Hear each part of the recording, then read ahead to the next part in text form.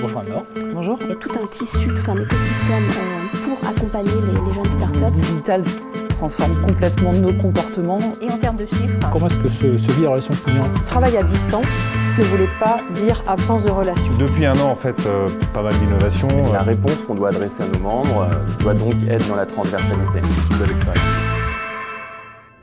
Bonjour, bienvenue à ce Hub de la relation client. Alors un numéro un peu spécial, Mélanie, aujourd'hui.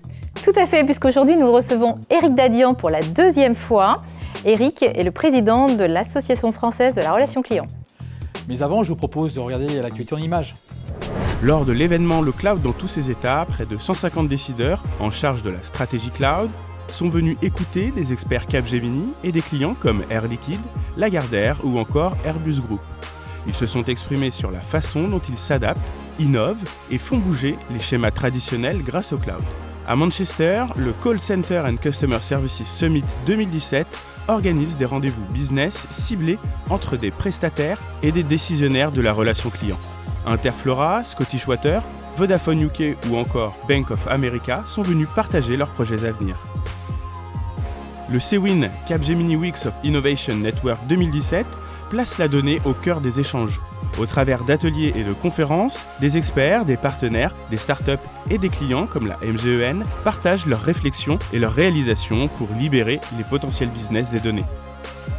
Enfin, bon anniversaire à Capgemini, 50 ans de projets emblématiques et de croissance. Aujourd'hui fort de ses 200 000 collaborateurs, réunis autour de cette valeur profondément humaine, Capgemini est un groupe global et multiculturel. Retrouvez cette remarquable épopée sur www.capgemini50.com. Retrouvons maintenant Hervé et Mélanie en compagnie d'Éric Dadian. Bonjour Éric Dadian. Bonjour. Et nous sommes très fiers en fait, de vous recevoir aujourd'hui même parce que vous étiez notre premier invité du Hub de la relation client, c'était fin 2015. Ça ne pas. Voilà, donc le temps passe, hein, mais on est vraiment ravis de vous voir ici. Alors justement, qu'est-ce qui s'est passé depuis quasiment 2 ans sur la relation client? Est-ce que tout a changé ou au final c'est toujours la même chose? Non, c'est pas la même chose. Il y a eu beaucoup de changements. Vous savez, on a connu en 2007 en fait une révolution client avec l'arrivée du smartphone. On se souvient tous de la keynote évidemment de Steve Jobs qui nous disait « This is a revolution ». C'était vraiment une révolution client pour nous puisque le sens allait s'inverser entre la marque et puis le consommateur prenant le pouvoir avec sa communauté sur la marque. Et puis en 2016-2017, on a commencé un tout petit peu à parler d'intelligence artificielle. On a vu la puissance des machines arriver, la puissance de calcul des algorithmes, et on a vu aussi une masse de données arriver, peut-être de l'Internet, mais de l'Internet des mobiles et de l'Internet des objets. Et donc cette révolution qu'on a connue en 2007, annoncée en 2007, c'est rien à côté de ce qu'on va vivre maintenant avec l'intelligence artificielle, qui va faire partie de notre quotidien. Donc on le voit déjà avec les agents conversationnels, on le voit avec des robots, on le voit aussi avec les... vous savez, c'est Google Home, c'est Echo d'Amazon qui arrivent, et qui vont être chez nous et qui vont être des robots de notre quotidien, quoi. Donc ça va transformer notre vie de tous les jours. Ouais. Il y a aussi une actualité, on parlait des 2 ans, depuis 2 ans que le Hub de la relation client a été lancé. Cette année, vous aussi, vous faites un anniversaire, hein, ce sont les 10 ans des PAM de la FRC.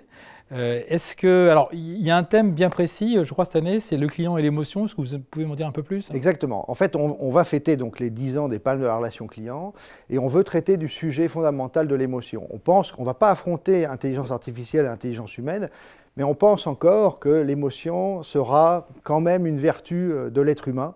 Vous connaissez les émotions primaires, hein, c'est la joie, la tristesse, le mépris, la peur. Et on ressent bien que ces robots sont capables de régler un certain nombre de questions simples. Mais seront-ils capables, vous avez tous vu ce film Heure, dont on parle beaucoup, est-ce qu'on peut tomber amoureux d'un robot? Est-ce qu'on peut penser qu'un robot aura une conscience, aura des sentiments? C'est pas évident. Donc on pense que justement l'être humain a encore un peu d'avance, et justement c'est ce qu'on défend, hein. L'être humain avant tout dans la relation client, pour faire passer de l'émotion. Alors moi, je suis un peu un habitué, hein, tout l'écosystème, tout le petit monde de la relation client se retrouve lors de cette palme. Et à chaque fois, vous nous réservez une petite surprise. Alors, est-ce que vous pouvez en dire une petite ou pas? Oui, non, mais je peux annoncer une petite surprise. La petite surprise, c'est qu'en fait, cette année, on a décidé d'avoir des palmes traditionnelles et puis une palme jeune pousse pour récompenser les startups et on va les faire pitcher. Donc elles vont être devant la scène, il y a quand même 700 personnes au Théâtre de Paris, qui est superbe. Ah, c'est bien ça. Ouais. Et elles vont pitcher, et elles vont se faire récompenser, non pas par en fait, un classement du jury, mais par le public lui-même. En direct. Qui va en direct voter pour les 3 pitchs. C'est des pitchs de 1-2 minutes, c'est difficile comme exercice, mais là on pourra tout de suite voter en interactif et décider quel est le meilleur. Et le prix sera remis par une personnalité. On ne peut pas dévoiler son nom, bien sûr, mais c'est une surprise. C'est une surprise, et il viendra de San Francisco spécialement pour remettre ce prix. Voilà. Je ne vous en dis pas plus. La relation client, en fait, c'est aussi une matinée prospective. Donc une matinée prospective où des études sont délivrées, des études sur l'effort client, l'expérience client. Est-ce que vous pouvez en avant-première nous donner quelques tendances, quelques chiffres? Oui, alors cette année, on a décidé de faire 3 études. C'est un peu riche, on a une étude plutôt tournée sur les consommateurs, le baromètre de l'effort client avec Médiamétrie. Ensuite, on aura une étude avec Colorado sur, en fait, comment est-ce que la maturité de l'expérience client se passe dans les entreprises. Donc on voit un petit peu l'autre côté de la face du miroir. Et puis une 3e étude avec le BCG. Cette année, on a de la chance, puisque le BCG a accepté de travailler avec nous, sur un petit peu quelle est la place de l'humain dans le futur de la relation client. Et ce qu'on peut déjà dire, sans dévoiler trop de chiffres, puisqu'il faut laisser une primeur évidemment pour cette matinée prospective, ce qu'on peut dire, c'est que l'humain sera fondamental, encore et toujours. Les entreprises souhaitent mettre en avant l'humain, et les consommateurs aujourd'hui sont en train de s'habituer à l'utilisation de chatbots ou de callbots ou de messengerbots, mais on voit bien que l'humain pour eux, c'est encore ce qu'il y a de crucial dans la relation client. Et pour la première fois, on commence à voir, et c'est une bonne nouvelle, que les entreprises souhaitent investir dans l'expérience client, dans la relation client, alors que vous savez, autrefois, on nous appelait les centres de coûts. Donc on voit bien qu'il y a une nouveauté, on veut investir dans les process, on veut investir dans les technologies, on veut investir dans l'homme, et les entreprises sont prêtes aujourd'hui à mettre beaucoup d'argent pour pouvoir augmenter leur chiffre d'affaires et leur fidélité client, ce qui est le plus important pour eux. On parle beaucoup d'expérience client. Qu'en est-il de l'expérience collaborateur? Quel est votre point de vue? Oui, on sent bien que de toute façon, il faut ce miroir. Si un collaborateur est heureux, est-ce qu'il est bien formé, est-ce qu'il a tous les outils à sa disposition, il rendra d'autant plus, justement, il fera passer cette émotion dont on parlait tout à l'heure vis-à-vis du client pour le fidéliser, et pour le surprendre, pour lui apporter peut-être de la joie ou en tous les cas des réponses à ses questions. Oui, on a encore une fois cette année récompensé des marques, des grandes marques, qui placent d'abord, mais aussi des startups, qui placent d'abord l'expérience collaborateur, l'attention que l'on porte à son collaborateur en premier. Je peux citer quelques noms, puisqu'on les voit sur les podiums aussi. On peut penser à GRDF, on peut penser à Transdev, on peut penser à EDF.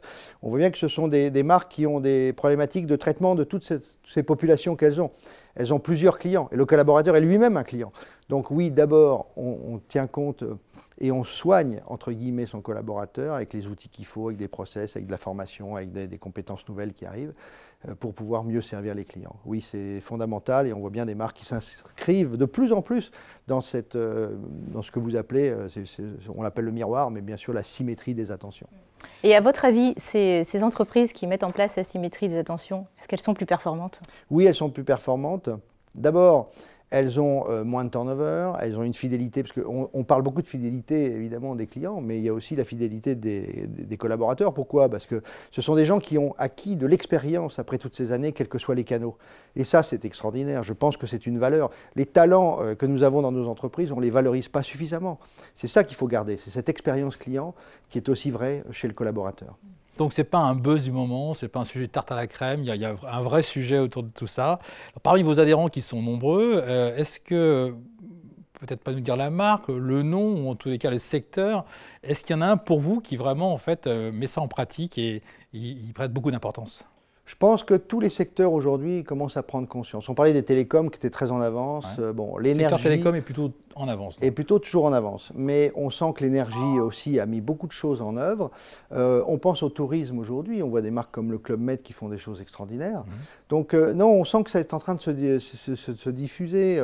Peut-être aussi dans les marques de luxe qu'on voyait peu, qui commencent à arriver, comme LVMH, qui sont membres de la FRC. Donc non, ça se diffuse, cette expérience client, cette relation client, cette notion du client au cœur, c'est en train de se diffuser dans toutes les marques, et tant mieux. Et les startups aussi nous apportent beaucoup de nouveautés. Elles mettent en œuvre aussi des solutions qui permettent non seulement la symétrie des attentions dont on parlait tout à l'heure, mais aussi des nouveautés pour intégrer dans les parcours clients aussi bien des bots qui simplifieront l'accès, ou en tous les cas un certain nombre d'informations 24 heures sur 24, 7 jours sur 7, mais aussi la place de l'humain qui apportera son expertise pour fidéliser une clientèle. Très bien, avec tout ça, moi j'ai hâte d'être à cette PAM et à cette soirée de la relation client. Donc on vous dit à très vite. Donc. Rendez-vous au 2 octobre, 2 au octobre. PAM de la relation client. Merci à vous. Eh bien écoutez, merci de nous avoir suivis à ce Hub de la relation client et on vous dit à bientôt. Pour le prochain Hub.